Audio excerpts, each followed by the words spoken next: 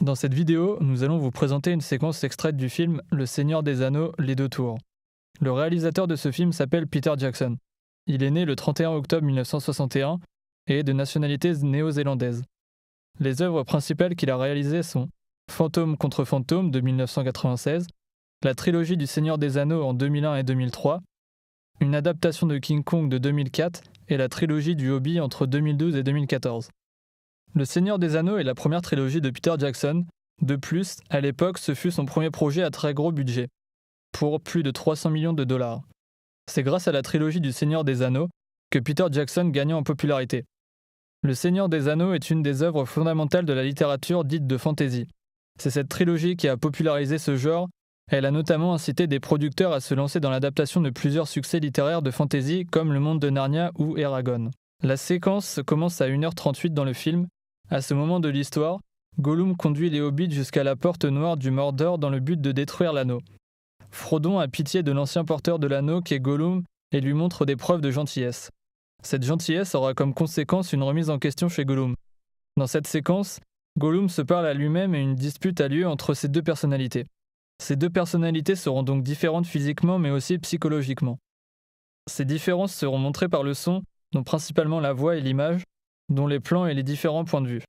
Le premier axe d'étude sera un monologue entre deux personnalités d'une même personne, et le deuxième axe sera une dualité entre deux personnalités d'une même personne. Notre problématique sera donc en quoi cette séquence présente une opposition entre deux personnes distinctes.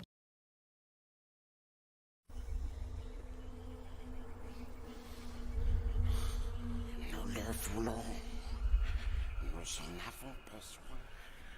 Nous devons avoir le précieux. Ils nous l'ont volé. Sale sournois petit hobbit. Mauvais, perfide, faux.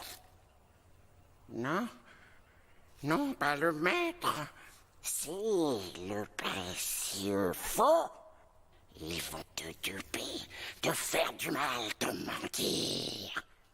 Le maître est mon ami. Non, tu n'as pas d'amis.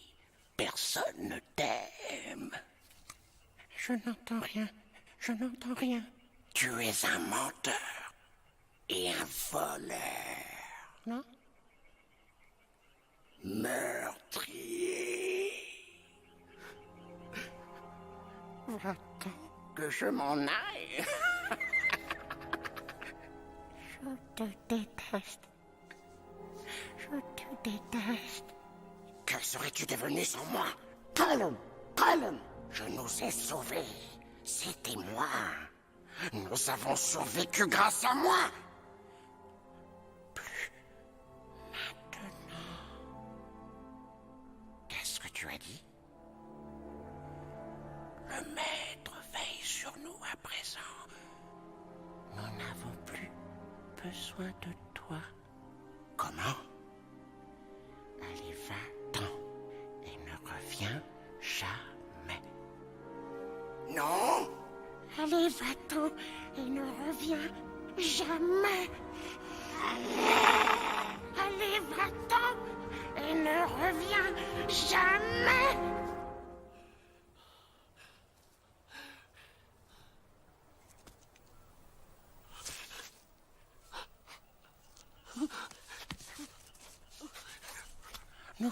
Nous lui avons dit de s'en aller.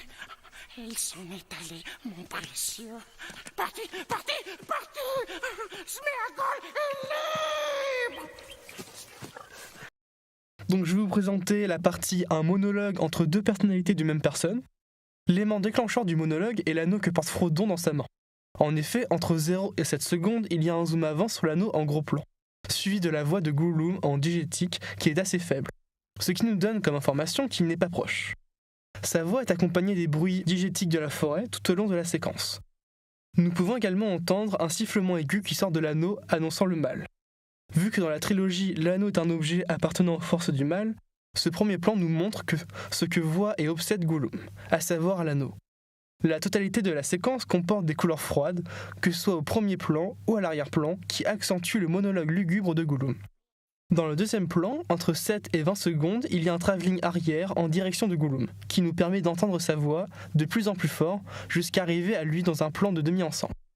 À ce moment de la séquence, il y a un unique Gollum avec une unique personnalité.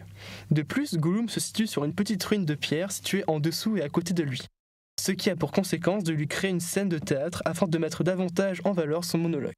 En effet, entre 20 secondes et 36 secondes, il y a un travelling circulaire de 180 degrés qui va donc nous montrer les deux personnalités de Gollum dans un plan rapproché poitrine. Ce travelling rajoute une valeur dramaturgique à la scène. À gauche, nous verrons le Gollum gentil et à droite le Gollum méchant. Le méchant Gollum possède des différences physiques avec le gentil Gollum. En effet, il possède un regard, une voix et des traits de visage différents qui nous permettent donc de les différencier sans la voix. Gollum est certes un personnage modélisé en image de synthèse, mais réalisé à partir des captures de mouvements et de la voix de l'auteur Andy Serkis. C'est grâce à cette méthode que nous pouvons ressentir une réelle profondeur dans les émotions et les mouvements de Gollum. L'auteur Andy Serkis a donc dû modifier sa voix et son langage corporel afin de jouer les deux comme des entités distinctes. Il y a donc une discussion entre ces deux personnes. Le travelling fera un aller-retour pour permettre deux interactions. À partir de ce moment, le reste des plans se feront en champ contre champ. En effet, les deux Gollum se parleront l'un à l'autre comme s'ils étaient en face. L'alternance de plans, en champ contre champ du plan du Gollum gentil, qui sera le champ, et du plan du Gollum méchant, qui sera le contre-champ, permet de donner vie à un dialogue entre les deux personnalités de Gollum, et donc de nous laisser croire qu'il y a deux personnes présentes dans la scène. C'est à partir de la 2e minute que la discussion entre les deux personnalités de Gollum se termine. Ce plan ressemble beaucoup au 2e plan de la séquence qui introduit Gollum et sa discussion avec un travelling arrière, dans un plan de demi-ensemble. En effet, ce plan qui clôture la discussion est un plan de demi-ensemble, suivi d'un travelling avant qui montre Gollum joyeux d'avoir mis un terme à cette double personnalité. Dans cette séquence, les deux Gollum sont donc deux personnages distincts, avec des différences physiques qui vont donc dialoguer. Ce dialogue sera mis en évidence par le réalisateur par un chant contre chant. Une dualité entre deux personnalités d'une même personne. À travers cette séquence, nous pouvons voir une confrontation entre les deux personnalités de Gollum. Nous voyons la personnalité méchante de Gollum à droite. À travers son regard, nous pouvons voir qu'il n'a pas peur de l'autre Gollum. Il l'affronte en le regardant. En effet, il le regarde dans les yeux, grands ouverts, les pupilles dilatées. Il parle plus fort que lui, ouvre grand la bouche en laissant paraître ses dents et en faisant de grands mouvements. De plus, il est très colérique, ce qui lui permet d'imposer totalement sa supériorité face au gentil Gollum. Lui n'ose pas le regarder. Pour ce fait, des Sodax sont utilisés. Ils permettront d'accentuer la supériorité du méchant Gollum et de montrer la peur du gentil Gollum qui est également prouvée par ses courtes réponses, sa peur de lui répondre en essayant de contourner le sujet. Il a peur au point qu'à 45 secondes, la caméra monte pour montrer la totalité de l'action pour laquelle nous le voyons mettre les mains devant ses oreilles. De 49 secondes à 55 secondes, puis entre 1 minute 11 et 1 minute 21, nous pouvons apercevoir des légers travelling avant vers le méchant Gollum qui permettront d'accentuer ses émotions du visage. La posture et les expressions du visage du gentil Gollum, notamment de 36 à 40 secondes, il baisse les yeux. Ces éléments montrent sa soumission face à son opposant. Mais, à partir de 1 minute et 2 secondes, nous avons l'apparition d'une musique tragique, extra-diégétique, montrant la détresse de celui-ci. Cette musique lui permettra également de prendre le dessus sur le méchant Gollum. Au fur et à mesure, le ton de sa voix monte et la musique s'emballe également. Le gentil Gollum n'a par la suite plus peur de le regarder dans les yeux et de parler en face du méchant Gollum. À 1 minute 26, nous pouvons nous rendre compte du retournement de situation que le méchant Gollum n'a plus le dessus. Nous voyons désormais le gentil Gollum en plan poitrine, contrairement au méchant Gollum qui lui est presque perçu en gros plan. Nous pouvons également voir que désormais, le méchant Gollum voit son temps de réponse baisser considérablement, passant de 5 secondes à 1 seconde. Le gentil Gollum insiste sur le fait qu'il n'ait plus besoin de l'autre Gollum. La musique appuie ses paroles en montant en intensité, puis à 1 minute 29, nous voyons que le cadre bouge légèrement pour le centrer et donc le mettre en valeur. Ainsi, nous pouvons réaliser que la dualité entre les deux Gollum disparaît puisque nous voyons, grâce à un plan de demi-ensemble, que le gentil Gollum se trouve finalement seul. C'est à ce moment qu'il comprit qu'il vaincut le méchant Gollum. Pour conclure, cette séquence est importante dans le film, comme avant celle-ci, Gollum oscillait entre ces deux personnalités, ce qui pouvait avoir des conséquences sur les gens qu'il croisait. De plus, c'est la première séquence de la trilogie qui met explicitement en évidence son problème de personnalité, en les faisant interagir entre elles. C'est grâce à ce procédé de monologue qui est en fait un dialogue que le spectateur est totalement conscient de son problème. Grâce à la fin de sa rivalité avec les deux personnalités, Gollum sait désormais quelle voie emprunter, rester avec Frodon qui le protège. Cependant, cette séquence n'aura une conséquence qu'à court terme. Plus tard, dû à un quiproquo entre Gollum et Frodon, Gollum retrouvera sa deuxième personnalité qui le rendra de nouveau dangereux pour la communauté de l'anneau. Dans cette séquence, Peter Jackson a voulu créer deux personnages, créer un dialogue alors qu'il n'y a qu'un seul personnage et un monologue. Il nous fait croire cela grâce au chant contre chant, qui nous laisse penser que deux personnages sont présents, mais également grâce aux émotions du visage et au timbre de la voix. Pendant cette séquence, le réalisateur veut aussi faire passer un message avec la musique. En effet, tout d'abord, il n'y a pas de musique, les seuls sons sont les bruits de la nature et la voix de Gollum.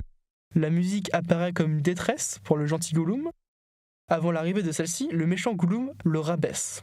Mais lorsqu'il commence à se rebeller contre son opposant, la musique devient de plus en plus forte, monte en crescendo à la longue de la séquence. Jusqu'au moment où il réalise qu'il a vaincu le méchant, celle-ci s'arrête. Peter Jackson est également le réalisateur de la trilogie Le Hobbit, une trilogie qui connut un énorme succès et dans laquelle nous retrouverons le personnage de Gollum avec bien plus de réalisme grâce à des progrès technologiques. Le premier opus de cette trilogie fut le premier film à être tourné en HFR 3D avec une fréquence de 48 images par seconde et une qualité 5K. C'est également un film de cinématographie fantasy. Peter Jackson est un réalisateur plutôt axé sur le style de fantasy.